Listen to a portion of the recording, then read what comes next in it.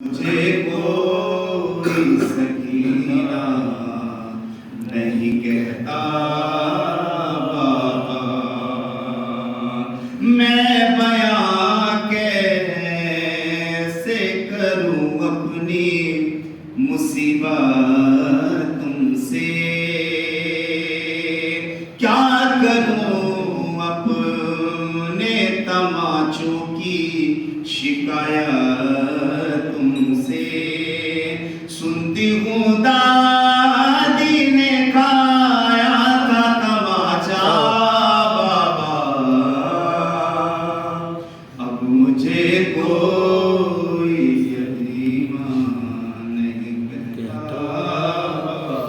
नील रुखसारों पे बीनाई भी जिसकी कम हो, उम्र हो 4 बरस और कमर में खम हो।